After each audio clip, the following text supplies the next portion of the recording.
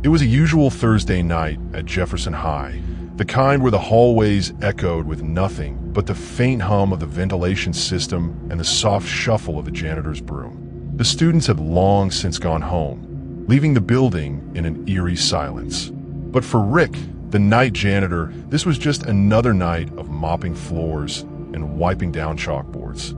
Or at least it was supposed to be. Rick had worked at Jefferson High for over 5 years. He was used to the late-night shifts, the empty halls, the lingering smell of cafeteria food that never seemed to leave, no matter how much he cleaned. He had never thought much about the place after dark until that night. It started with a sound, faint at first, a small, almost imperceptible creak coming from the second-floor hallway. Rick paused, his broom held still as he listened. It could have been the building settling, or maybe the wind. He had heard it all before. But tonight felt different. The noise was too deliberate, too timed. Rick shook his head and went back to his work. After all, he had a job to do. The school was large, with a labyrinth of hallways and staircases, and he couldn't waste time worrying about every little sound. But as he continued down the hallway, his instincts told him something was wrong. The air felt thicker, colder, and the usual comforting hum of the building had fallen silent. He reached the janitor's closet, grabbed the mop bucket, and made his way toward the gymnasium. As he passed the library, he noticed something odd. The door was slightly ajar. The library had been locked for months.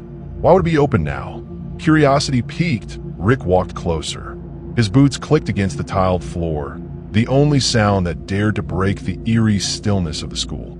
He pushed the door open with a slow, cautious movement, peering inside. The library was dimly lit, with only the flickering light from a desk lamp casting long shadows across the room. The shelves were cluttered with books, but there was something off about the space. It felt alive, like the books were watching him. Then he saw it, a figure standing near the back corner of the room. It was too dark to make out any details at first, but Rick's heart skipped a beat. Someone was in the library. "Hello." Rick's voice was shaky, the word barely a whisper as he took a step forward. The figure didn't respond. It stood motionless, as if waiting for something or someone. Rick's breath quickened. He was sure the building had been empty when he arrived, and the thought that someone might still be here filled him with unease. He turned around and grabbed the door handle to leave. But just as he did, he heard a voice, low and raspy. "Help me." Rick froze, his heart thumping loudly in his chest. The voice wasn't human, not in the way people speak. It sounded like it was coming from somewhere deep within the walls, echoing through the room in a way that was impossible to explain. His hand trembled on the door handle. He had to leave. He turned quickly and fled, sprinting down the hallway towards the exit. But as he ran, he could hear footsteps behind him, matching his pace. Someone, or something, was following him. Rick didn't stop until he reached the front door. He slammed it shut, locking it behind him, his breath coming in short, ragged gasps. The school had never felt so alive. For the rest of the night, Rick couldn't shake the feeling that he was being watched. Every flicker of light, every creak of the floor made his skin crawl. He was no longer sure if he was alone in the building. The next morning, Rick reported what happened to the head janitor, but when he returned to the library with him, there was nothing. No signs of a break-in, no one in sight. Just empty shelves and dust-covered floors. But Rick knew what he had heard, and he knew what he had seen. And from that night on, he never set foot in Jefferson High after dark again. It was just another quiet evening at Thornfield Academy, a prestigious school nestled in the quiet suburbs of the city. Most students had gone home for the day, and the teachers were packing up their things, preparing to leave. But for one security guard, Carl, his night was just beginning. Carl had worked at Thornfield Academy for over a decade. He was used to the calm after hours, the stillness that hung in the air like a thick fog. The only sounds were the occasional hum of the security cameras and the distant shuffle of cleaning staff working in the hallways. Thornfield was known for its old architecture, its winding corridors, and its reputation for being a little unsettling at night. Carl had always shrugged off the rumors about the school's dark past. He had heard the stories about students who had disappeared mysteriously over the years, about the strange occurrences that faculty and staff claimed to have experienced. but he had never seen anything that gave him pause. That was until one fateful night. It started like any other night. Carl did his usual rounds, checking the security monitors, making sure everything was locked up tight. But as he scrolled through the security footage, something caught his eye. On one of the screens, there was a figure standing near the entrance to the science wing, just outside the laboratory doors. Carl squinted at the screen. It was almost too faint to see clearly. The figure was small, probably a student, and appeared to be walking down the hallway. The strange part was that it was the middle of the night, and there was no reason for anyone to be there. Carl immediately switched to another camera feed, hoping to catch a better angle of the figure. The person was still walking, but now they seemed to be getting closer to the camera's view. Carl zoomed in on the screen, trying to make out their features. That's when he saw it. There was no reflection of the figure in the glass windows of the nearby classrooms. Carl's heart began to race. He rewound the footage and watched it again, more carefully this time. The figure was moving along the hall, its feet barely making a sound against the tile floor. And yet, there was no reflection. The glass windows, usually so clear, were now like mirrors, showing only the empty hallway behind the figure. He checked the time on the footage, 2:15 a.m. No one was supposed to be there. Carl grabbed his flashlight and made his way to the science wing. The hall was unnervingly quiet. Each step he took echoed off the walls, making the silence feel even more oppressive. As he walked, he couldn't shake the feeling that he was being watched, that something was following him down the long, dark hall. When Carl reached the science wing, the hallway was empty, just as it had been on the cameras. There was no sign of the figure. He walked down the corridor, checking each room, his flashlight beam dancing across the walls. But everything was locked and undisturbed. Then, something strange happened. He turned a corner, and there, at the end of the hallway, he saw it again. The same figure, standing still in the shadows. It was the same small stature, the same slow movements. But this time, Carl could see the figure's face, pale, gaunt, and twisted in a grotesque grin. Carl froze.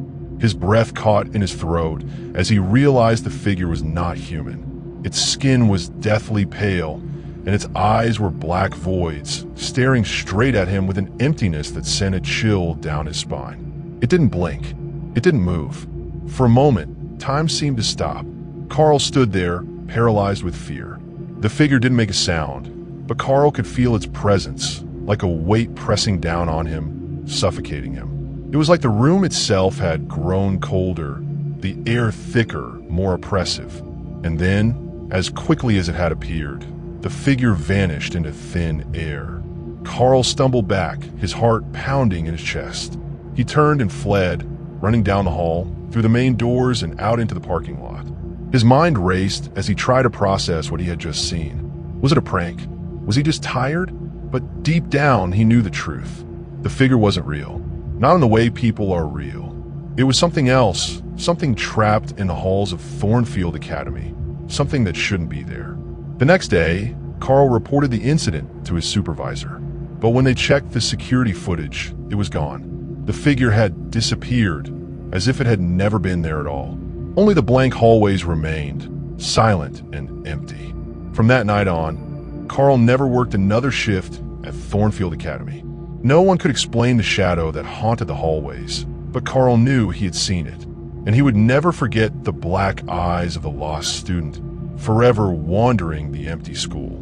Harrisville High had always been known for its academic excellence, but also carried a dark reputation. Students whispered about strange occurrences late at night, things that were best left unspoken, things that involved Miss Parker, the former history teacher. Miss Parker had taught at Harrisville for decades. She was well loved by her students, kind, patient, and dedicated. But over the years, something had changed. Miss Parker grew quieter, more withdrawn, and often seemed distracted. Then, one evening, she simply disappeared. No one knew where she went, and no one ever heard from her again. The rumor was that she had died in a car accident on her way to school one rainy afternoon, but no one could confirm it. Her office remained locked up, her classroom abandoned, and the halls of Harrisville seemed emptier without her presence. But that wasn't the end of her story. The events began the following year, around the start of the school term. Students reported strange occurrences, particularly during late-night study sessions. A chill would suddenly fall over the school, and the sound of footsteps would echo through the empty halls, though no one was there. Some students even swore they saw her, Miss Parker, standing at the back of the classroom, staring blankly out of the window. It was Max, a senior at the time, who would later become the person to uncover the truth. Max was an ambitious student, one who always stayed late in the library to finish his work. He had heard the stories, of course, but he didn't believe in ghosts. At least, he didn't until the night it all started. It was late October, a week before Halloween, when Max stayed late to work on a history project. The library was quiet, the only sound the occasional flip of a page and the soft buzz of the overhead lights. He worked diligently, the hours slipping away as the night stretched on. Around midnight, Max decided to take a break. He walked down the corridor to the water fountain, his footsteps echoing in the empty hallway. The air felt colder than usual, but he shrugged it off. Harrisville High was always drafty. As he stood at the fountain, sipping water, he heard a faint sound, a soft rustling like paper turning. He froze. It came from Miss Parker's old classroom. Max stood still for a moment, trying to decide whether to go investigate or just leave. His curiosity got the best of him, and he decided to check it out. He walked down the hallway, the soft click of his shoes against the floor the only noise in the stillness of the school. As he approached the classroom, he noticed something strange. There was a faint light coming from under the door. The classroom had been locked for months, but there it was, a sliver of light. Max hesitated for only a moment before he reached out and turned the knob. The door creaked open, and he stepped inside. The classroom was empty, except for the faint glow coming from the far corner of the room, near Miss Parker's old desk. The light seemed to flicker, like a candle flame caught in the wind. Max moved closer, his heart pounding in his chest. And then he saw it. On the desk, there was an open notebook. Pages turned slowly by an invisible hand. Max watched, transfixed, as the pages flipped one by one. The words on the page were barely legible, written in a hurried, frantic script. But one phrase stood out: "They never found me." Max's blood ran cold. He turned to leave, but before he could take a step, the door slammed shut behind him, locking with an unnatural force. Panic gripped him as he rattled the handle, but it wouldn't budge. He was trapped in Miss Parker's classroom, and someone was in there with him. The temperature in the room dropped rapidly. Max's breath came out in visible puffs as the room seemed to darken, the walls closing in around him. Then he heard a voice, soft at first, then louder, echoing through the room. "Help me, I never left." Max turned in every direction, his mind racing. The voice was coming from all around him, yet there was no one there. He could feel it, though, Miss Parker's presence, pressing in on him, suffocating him. Desperate, Max grabbed the nearest chair and threw it at the window. The glass shattered, and in that instant, the door flew open, releasing him from the grip of whatever had been haunting him. He ran out of the classroom, not stopping until he reached the front doors of the school. The next morning, Max reported what happened to the principal. But when they checked Miss Parker's classroom, everything was normal. No lights, no eerie voice, no shattered window, just a quiet, empty room. But Max knew what he had heard. He knew what he had felt, and he wasn't the only one. Over the following weeks, several other students came forward with similar stories. Stories of seeing Miss Parker's figure, of hearing her voice, and of feeling a presence in the school after hours. To this day, no one knows what happened to Miss Parker. The authorities never found her body, and no one has ever been able to explain the strange occurrences at Harrisville High. But every now and then, late at night, a faint rustling sound can be heard in the hallways, and a cold breeze sweeps through the empty classrooms. Some say it's Miss Parker, still trapped in the halls, still trying to communicate with those who dare to listen. It was nearly 2 a.m. when George, the night janitor at Elmwood High, began his usual rounds. Elmwood wasn't exactly a haunted school, but the older buildings and long hallways always had a way of making the night shift feel unsettling. Over the years, George had become accustomed to the creaking floorboards, the flickering lights, and the eerie silence that seemed to settle over the school once the students and faculty had gone home. But that night was different. It started out like any other. The low hum of the fluorescent lights above him, the familiar smell of old wood and cleaning products in the air.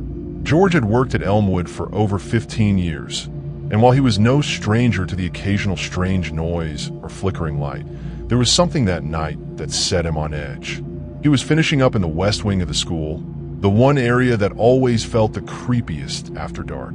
It was tucked away, far from the main hallways, and the janitor's closet was in the back, near the old gymnasium. This part of the school had been around for decades, and rumors circulated about strange things happening there.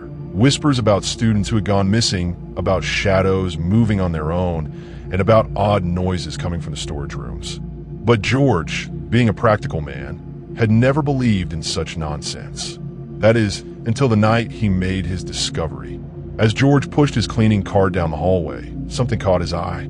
The door to the old storage room, the one that no one had used in years, was slightly ajar. George frowned, wondering if perhaps someone had left it open after a late meeting or practice. He had never really paid much attention to that room, mostly because it had been locked up for as long as he had worked there. Curiosity got the better of him, and he walked over to the door to check. To his surprise, the room wasn't locked. It creaked open easily, and as George stepped inside, he felt an unexpected chill in the air. The room was dimly lit by the small bulb overhead, and the walls were cluttered with old gym equipment, old basketballs, forgotten exercise mats, and long-abandoned locker units. It looked like a forgotten corner of the school, untouched by time. But then George noticed something even stranger. At the back of the room, behind a pile of dusty gym bags, there was a small, worn-down door. The door was partially open, revealing a narrow staircase that led down into the darkness below. George had never seen this door before. He had worked at Elmwood for over a decade, and this was the first time he had ever noticed it. His heart began to beat faster. The rational part of him told him to walk away, to ignore it, but something tugged at him, urging him to investigate. After all, it was his job to keep the school safe. So, with a deep breath, George walked toward the door, his shoes scraping against the old wooden floor. He hesitated before stepping down the narrow staircase. The air grew even colder as he descended, and the faintest sound of a creaking, distant door echoed up the steps.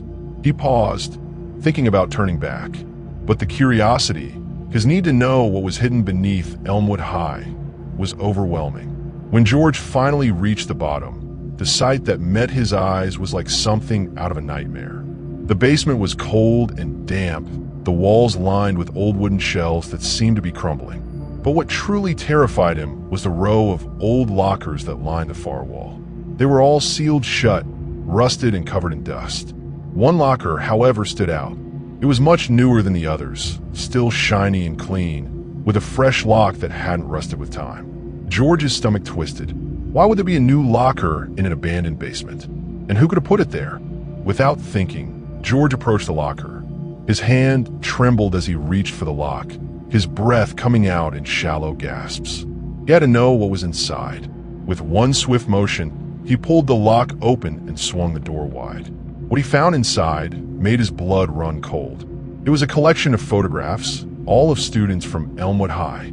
Most of them were taken during the 90s, the faded images showing groups of teens gathered in front of the school or at football games. But there was something off about the pictures. They all had the same eerie feel, as though the faces of the students were a little too pale, their smiles just a little too wide. And then George saw it, a single photograph that stopped him dead in his tracks. It was a photo of a group of students standing together, but one of them looked out of place. It was a girl standing at the far end of the group, but her face was completely obscured. It was as if something was blocking her face, but there was nothing in the frame that could explain it. Her body was there, but her face was completely absent. George's pulse quickened. He picked up another photo, then another. Each one showed a student with a face obscured in the same way. The girl was there in every picture, always at the edge of the group, always with her face hidden. Suddenly, George heard a loud bang behind him. He spun around, his heart racing. There, standing in the doorway of the basement, was a figure. It was a man, tall and broad-shouldered, wearing the same uniform as the janitors. But his eyes were hollow, sunken into his face, and his lips were twisted into a smile that was anything but friendly. Before George could react, the figure lunged at him, grabbing him by the shoulders and pinning him against the wall. He struggled, his breath coming in ragged gasps, but the man's grip was like iron. With one last, horrifying look, the figure whispered, "You shouldn't have looked." And then, everything went black.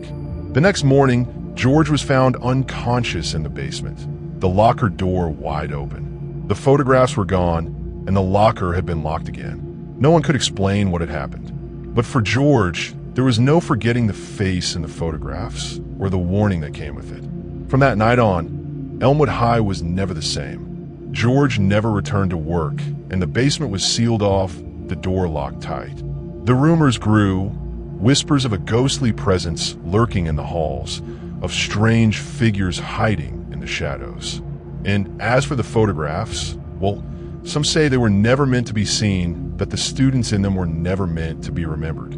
But if you listen closely, you might still hear the faint sound of a locker door creaking open and the whisper of a warning that never should have been ignored. As the years passed, the legend of Elmwood High grew, with each telling becoming more terrifying than the last. People who had attended the school talked in hushed voices about strange occurrences, like the flickering lights in the hallway at night, the chilling whispers that echoed through empty classrooms, and the sudden, unexplained drop in temperature that seemed to follow students as they walked through the hallways.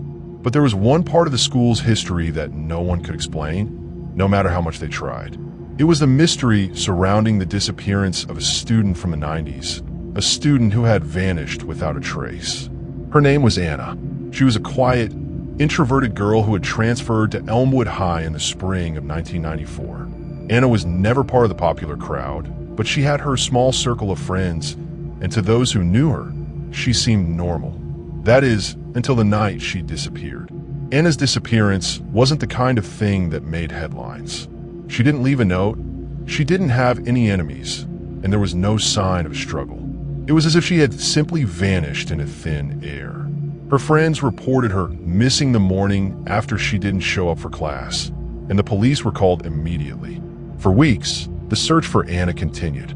Her friends posted flyers, local TV stations ran stories, and people from all over the town combed the woods behind the school, hoping to find any trace of her. But there was nothing, not a single clue. No footprints, no abandoned belongings, nothing. It was as if she had disappeared from the face of the earth. The case went cold, and eventually, Anna was forgotten. But not by everyone. In the years that followed, rumors began to circulate about strange things happening at Elmwood High. People who had attended the school in the late 90s began to talk about the unsettling feeling that lingered in the halls at night.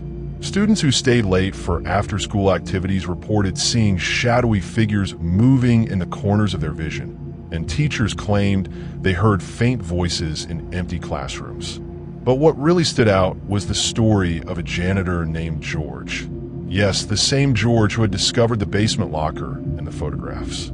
George had heard the story of Anna's disappearance, and as the years went on, he started to piece together a chilling connection between her and the strange happenings at the school. He had heard about Anna's love for photography, about how she had often taken pictures of the school, of her friends, of the halls, of the events she attended. Some people said that she had a talent for capturing moments in a way that made them feel off, but no one had ever seen the pictures she took.